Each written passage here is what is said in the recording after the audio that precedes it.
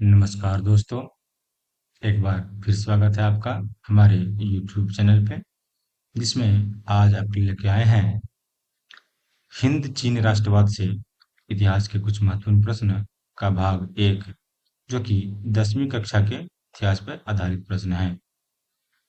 सभी प्रश्न जो हैं बैंकिंग, एसएससी, रेलवे और ऑल अदर एग्जाम के लिए इम्पोर्टेंट होते हैं।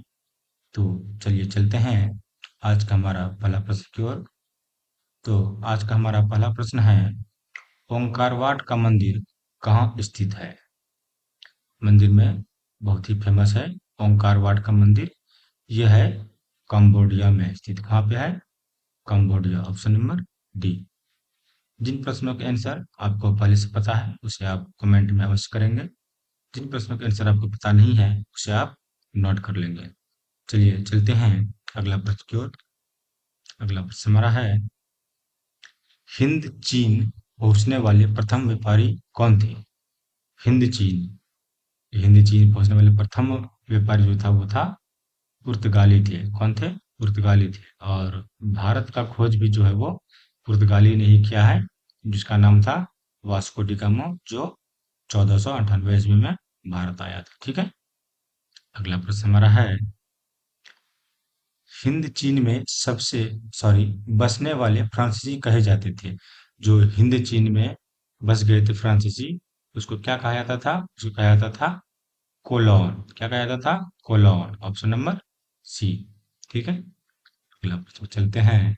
अगला प्रश्न हमारा है, नरोत्तम सिंघानुक कहाँ के शासक थे? देखिए अजीब थोड़ा सा नाम है, नरोत्तम सिंघानुक। ये था ये कंबोडिया के शासक। कहाँ का था ये? कंबोडिया के शासक थे। Option number D. अगला प्रश्न हमारा है, the history of the loss of Vietnam किसने लिखा? देखिए ऐसे ये बुक्स है, राइटर है, ऐसे प्रश्न आते हैं अक्सर एग्जाम में। तो इसे लिखा था फान बोई चाउ। किसने लिखा था? Phan Boi Chau. Option number B. ये चाइनीज राइटर है, इसलिए इसका नाम थोड़ा सा टर्म है, फान बोई चाउ। ठीक है। अगला प्रश्न हमारा है, मार्च 1946 ईस्वी में फ्रांस व वियतनाम के बीच होने वाले समझौते किस नाम से जाना जाता है? देखिए मार्च 1946 में जो समझौता हुआ था वो हुआ था हनोई में हुआ था, इसके लिए हनोई समझौता के रूप में जाना जाता है। क्या कहाँ पे हुआ था? यह हनोई नामक स्थान पे हुआ था, इसलिए इसे हनोई समझौता कहा जाता है। ठीक है, ध्यान रखिएगा।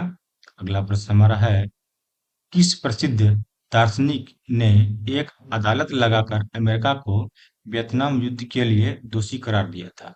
देखिए दार्शनिक बोल रहा है। ठीक है, कौन था दार्शनिक? वो था रसेल। कौन था? रसेल। रसेल एक ऐसा दार्शनिक था जिन्होंने अदालत लगाकर अमेरिका को वियतनाम युद्ध के लिए दोषी करार दिया था। ठीक है। अगला प्रश्न हमारा है, हिंद चीन क्षेत्र में अंतिम युद्ध समाप्ति के समय अमेरिका का राष्ट्रपति कौन था? उस समय जो हिंद चीन युद्ध हो रहा था उस समय अमेरिका का राष्ट्रपति था निक्सन। कौन था? निक्सन। निक्सन का पूरा नाम जो था वो था रिचर्ड निक्सन। ठीक है। ये अमेरिका के 37वें राष्ट्रपति, कितना नंबर का? 37 में, 37th में राष्ट्रपति था। कब से कब तक था ये? 1969 से लेके 1974 के बीच में हुआ था। कब हुआ था? 5 साल का कार्यकाल वहां का भी राष्ट्रपति का होता है। तो 1969 से लेके 1974 के समय में था वो 37वें राष्ट्रपति। कितना का? 37वें नंबर के राष्ट्रपति थे। ठीक है। चलते हैं अगला प्रश्न की ओर। अगला प्रश्न हमारा है, होआ होआ आंदोलन किस प्रकृति का था? देखिए अजीब सा नाम है, होआ होआ आंदोलन। ये जो था धार्मिक क्रांति, क्या था? क्रांतिकारी धार्मिक था। ये ऑप्शन नंबर डी। देखिए धार्मिक भी दिया गया है और यहीं पे एक नंबर विद्यार्थी को भ्रमित कर देता है। तो क्रांतिकारी धार्मिक अगर रहेगा तो धार्मिक को टिक नहीं करना है, क्रांतिकारी धार्मिक प्रकृति था। ठीक है। अगला प्रश्न है, जनेवा समझौता कब हुआ? ये अक्सर एग्जाम में पूछा जाता है। जनेवा समझौता यह हुआ था 1954 ईस्वी में। Option number A. अगला प्रश्न हमारा है, वियतनाम का एकीकरण का पूर्ण हुआ। वियतनाम का एकीकरण कब पूर्ण हुआ? तो यह हुआ था 1875 ईस्वी में। ठीक है, ये देखिएगा, ये ईस्वी वाला प्रश्न है, कभी कभी पूछे जाते हैं, थोड़ा सा ध्यान में रखिएगा। 1875 ईस्वी में है। अगला प्रश्न हमारा है, अनामी दल के संस्थापक कौन थे? एक दल है अनामी दल, इसका संस्थापक था जनगुएन आई। देखिए अजीब सा नाम है, जोंगुन जॉन गुएन आई। ठीक है, थोड़ा सा एक दो बार पढ़िएगा तो आ जाएगा। अगला प्रश्न हमारा है, डीएन वीएन फू के युद्ध में कौन बुरी तरह हार गया था? डीएन और वीएन जो युद्ध हुआ था, उसमें फ्रांस जो है वो बुरी तरह से हार गया था। Option number B. कौन हारा था? फ्रांस। ठीक है, अगला प्रश्न हमारा है, क्रांतिकारी संगठन द्वितान होई के नेता कौन थे? द्वितान होई, देखिए अजीब सा नाम है, हिंद और चीन के बीच का ऐसा नाम है। तो क्या नाम है? द्वितान होई। तो इसका जो आंसर होगा वो होगा फॉन बाई चाउ। क्रांतिकारी संगठन का नेता कौन था? फॉन बोई चाउ। Option number A. अगला प्रश्न हमारा है, जापान ने हिंद चीन पर कब अधिकार जमा लिया? देखिए जापान ने अधिकार जमा लिया था 1940 ईस्वी में। Option number B. अपन चलते हैं, अगला प्रश्न हमारा है, स्कॉलर्स विद्रोह कब हुआ था? स्कॉलर्स विद्रोह जो हुआ था ये 68 में हुआ था, 1868 ईस्वी में। ठीक है, अगला प्रश्न हमारा है, पुर्तगालियों ने कहा अपना केंद्र बनाया था। पुर्तगालियों ने जो था वो अपना केंद्र मलक्का में, कहाँ बनाया था? मलक्का में बनाया था। Option number A. अगला प्रश्न हमारा है, वियतनाम युद्ध की समाप्ति किस अमेरिकी राष्ट्रपति के समय हुआ था?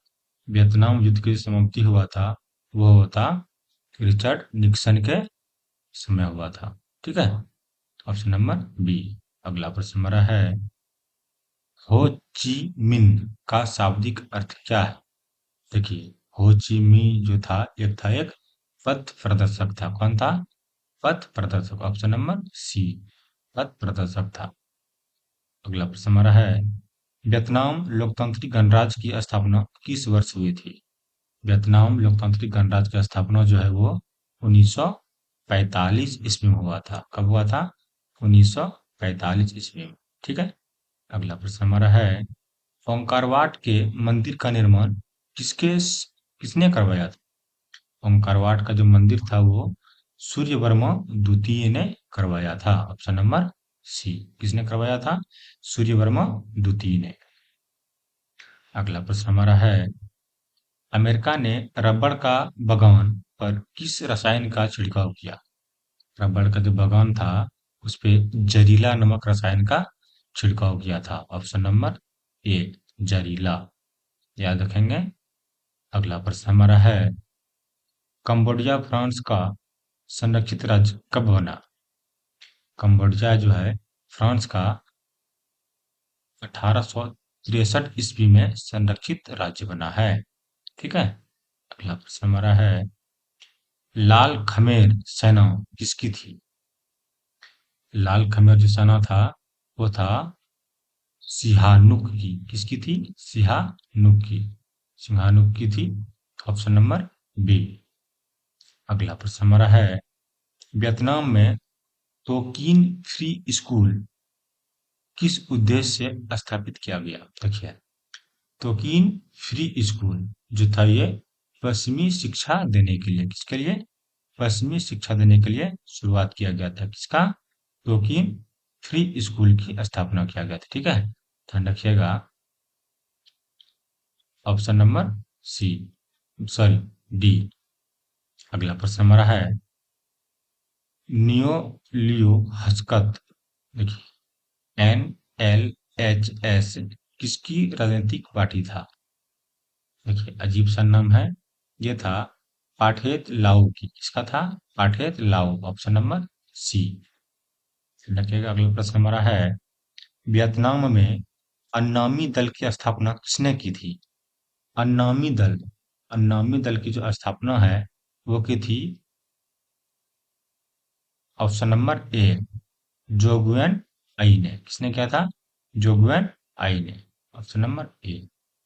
अगला प्रश्न हमारा है, संयुक्त वियतनाम का गठन किस वर्ष हुआ? संयुक्त वियतनाम का गठन जो है वो 1975 ईस्वी में हुआ। कब हुआ था? 1975 ईस्वी में। अगला प्रश्न हमारा है, हुआ हुआ आंदोलन का प्रणेता कौन था? हुआ हुआ आंदोलन जो एक धार्मिक क्रांतिकारी धार्मिक आंदोलन था, उसका जो प्रणेता था वो कौन था? वो था हुइन फूसू। हुइन फूसो। ठीक है, ऑप्शन नंबर ए। अगला प्रश्न हमारा है, हिंद चीन क्षेत्र में कौन से देश आते हैं? देखिए सबसे मेन प्रश्न जो है यहाँ पे है, हिंद चीन क्षेत्र में जो है वो कंबोडिया आते हैं, वियतनाम आते हैं और लाओस आते हैं। कंबोडिया, वियतनाम और लाओस किसमें आते हैं? हिंद चीन के क्षेत्र में। ठीक है, ये 3 देश आते हैं। अगला प्रश्न हमारा है, वियतनाम में स्कॉलर्स रिवॉल्ट किसके विरुद्ध हुआ था? स्कॉलर्स रिवॉल्ट ये हुआ था ईसाईत्व के विरुद्ध। किसके विरुद्ध? ईसाईत्व के विरुद्ध। Option number D. ठीक है, नाम याद रखिएगा, स्कॉलर्स रिवॉल्ट। क्या था? स्कॉलर्स रिवॉल्ट किसके विरुद्ध हुआ था? ईसाईत्व के विरुद्ध हुआ था।